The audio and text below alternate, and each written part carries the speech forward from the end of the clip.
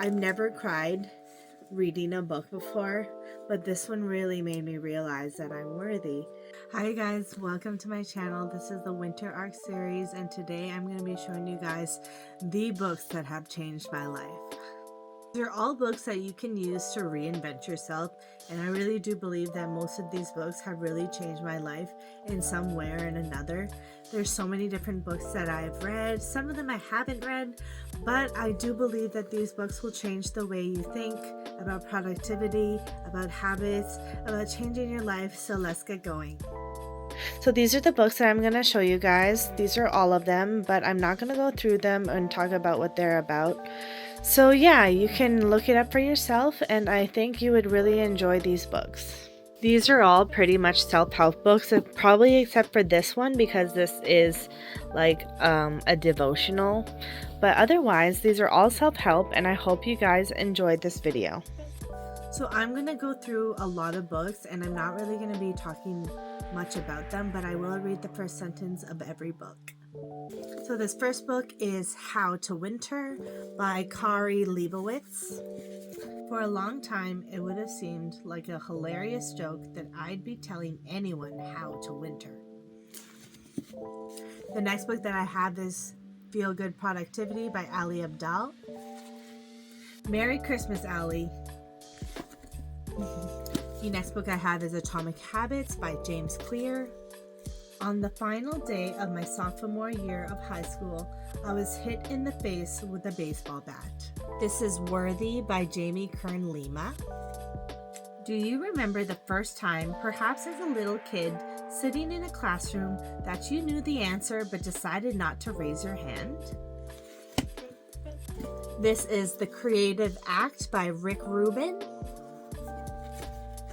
Those who do not engage in the traditional arts might be wary of calling themselves artists.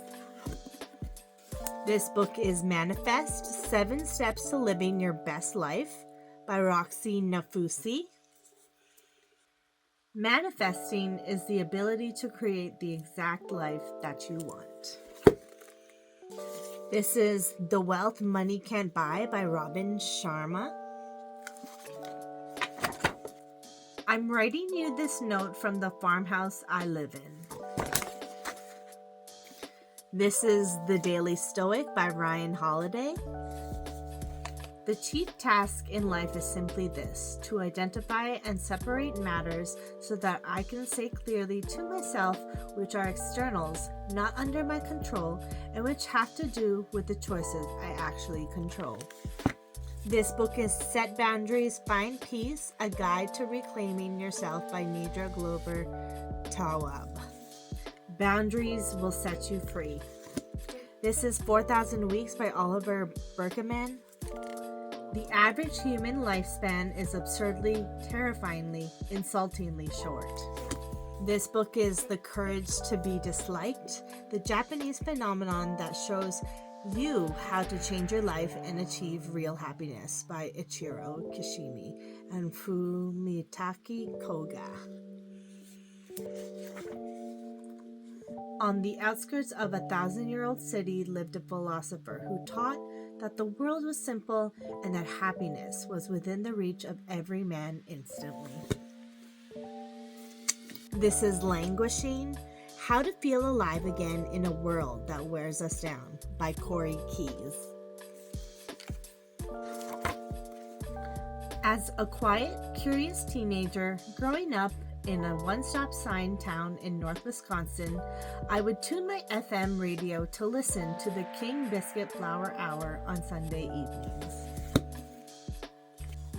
This book is The Science of Self-Realization, His Divine Grace A.C.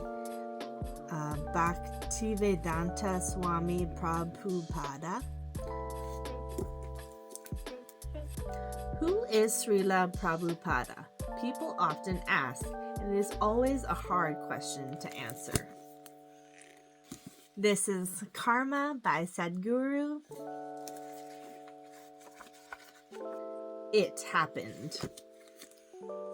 This is The Greatness Mindset: Unlock the Power of Your Mind and Live Your Best Life Today by Lewis Howes. I was 23 years old, sleeping on my sister's couch in Columbus, Ohio, and freaking broke as a joke. This is The Joy of the In-Between by Ashley Hetherington. Let me paint a picture for you. I showed up at my best friend's wedding without a date. This is The Paradox of Choice by Barry Schwartz. Americans share a set of beliefs so deeply embedded in our worldview that we may not realize we live by them. This is Radical Rest, Get More Done by Doing Less by Richard Lister. Rest. We've been led to believe that it's quite the indulgence doing nothing when there's a never-ending list of things that need to be done. And the last book we have here is The Things You See Only When You Slow Down by Haemin Sunim. As a Zen monk and former professor at a small liberal arts college in Massachusetts, I am frequently asked for advice on dealing with life's challenges. So these books right here are probably my favorite of the bunch. We have Atomic Habits, How to Winter, Sadhguru, Manifest, The Creative Act, Worthy, and The Greatness Mindset. The one book that made me cry is this book right here, Worthy. I've never cried reading a book before, but this one really made me realize that I'm worthy, and I think it's amazing. I read this so fast, and it changed my life. Like, this really did. All these books are so amazing.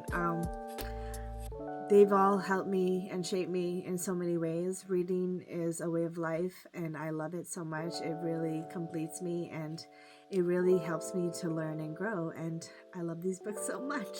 I hope you guys like this short video. Give it a like, subscribe, leave a comment down below, and until next time, I'll see you later. Bye.